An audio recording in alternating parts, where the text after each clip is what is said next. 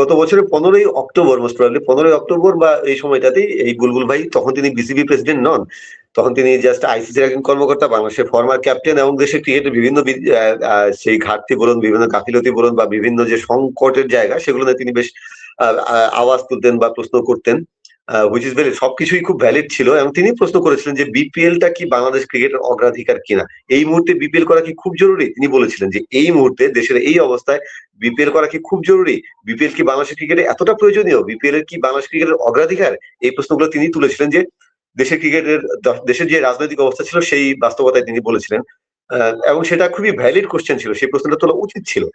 গতবার যদি এই প্রশ্ন থাকে, এবার তো দেশের রাজনৈতিক পরিস্থিতি যদি বলুন, দেশের চারপাশের অবস্থা যদি বলুন, বিভিন্ন ব্যবসায়িক প্রতিষ্ঠানের অবস্থা বলুন, তাহলে আরো নাজুক, এখন তো আরো বাজে অবস্থা।